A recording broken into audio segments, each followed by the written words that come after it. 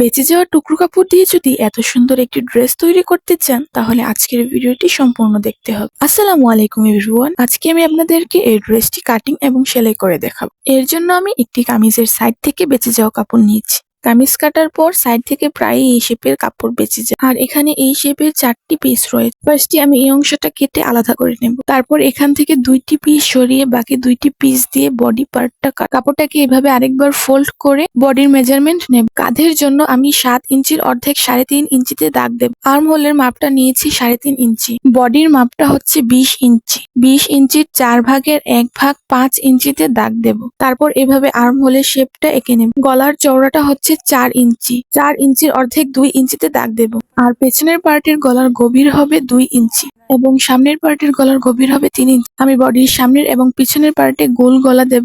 Body পার্টটা কেটে নেওয়ার পর বডির নিচের অংশে এভাবে একটু শেপ দিয়ে কেটে নেব। তারপর পেছনের বডি পার্টটা সরিয়ে সামনের বডি পার্টের গলাটা কেটে নেব। আপনারা অবশ্যই আপনাদের বেবির বডি শেপ অনুযায়ী বডি পার্টটা কাটবেন। আর এই অংশটা থেকে আমি স্কার্ট পার্টের বড় কলিগুলো কাটবো।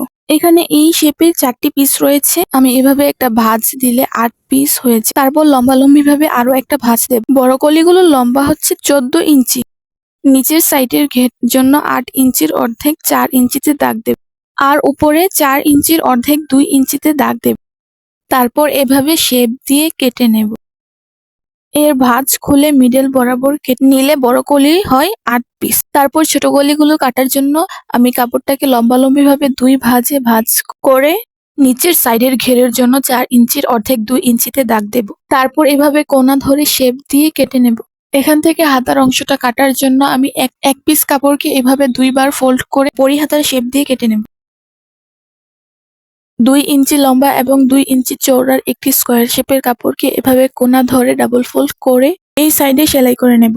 এইভাবে কতগুলো পিস রেডি করে বডি পার্টের উপর সোজা করে একটা দাগ দিয়ে এগুলোকে সেট করে সেলাই করে একটি এক কালার কাপড়কে এভাবে ফোল্ড করে সাইড ধরে সেলাই করে উল্টে নিয়ে বডি পার্টের উপর সেট করে সেলাই করে নেব। সামনের বডি পার্টের উপর পেছনের বডি পার্টটি বিছিয়ে কাঁধে সেলাই দিয়ে নেব। পেছনের বডি পার্টে বোতাম পট্টির ঘর করার জন্য 2 ইঞ্চি বরাবর এভাবে দাগ দিয়ে কেটে নেব। 2 ইঞ্চি চওড়া এবং 3.5 ইঞ্চি লম্বার একটি কাপড় এভাবে একবার ফোল্ড করে 3 সাইড সেলাই করে কভার করে নেব। মিডল বরাবর 2 ইঞ্চিতে দাগ দিয়ে কেটে এর উপর সেট করে সাইডগুলো সেলাই করে এক্সট্রা অংশটা এভাবে ভেতরের দিকে ঢুকিয়ে সাইড ধরে চাপ সেলাই দিয়ে তারপর এই সাইডে আরো একটা সেলাই দিয়ে নেব। গলার মধ্যে চিকন করে বিট পাইপিং দেওয়ার জন্য আমি একটি এক কালার কাপড়কে এভাবে আড়াআড়ি করে কেটে গলার মধ্যে এভাবে সেট করে সেলাই করে সেলাইয়ের বাইরের অংশে একটু একটু করে কাট করে ভেতরের দিকে এভাবে ফোল্ড করে সাইড ধরে চাপ সেলাই দেব। হাতার সাইডের অংশে এভাবে ডাবল ফোল্ড করে সেলাই করে এই সাইডের মাঝের অংশের কুচিগুলোকে সেলাই করে সেট করে বডি পার্টের সাথে দুটো হাতা সেলাই করে জয়েন করে নেব।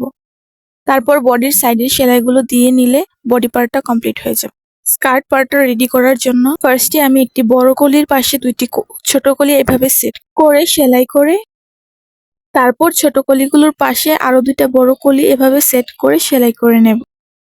সেম ভাবে আরো একটি ছোট কলি জয়েন করার পর তার সাথে আরো একটা বড় কলি সেলাই করে জয়েন করব। একইভাবে আরো একটি স্কার্ট পার্ট রেডি করে স্কার্ট পার্ট 2টির সাইডের সেলাই দিয়ে এখন 2 ইঞ্চি চওড়া একটি কাপড়ের সাইডে এভাবে ডাবল ফোল্ড দিয়ে সেলাই করে স্কার্ট পার্টের নিচের অংশে এভাবে উল্টো দিক থেকে সেট করে এই সাইডে সেলাই করে উল্টে নিয়ে এই সাইডে একটা চাপ সেলাই দেব।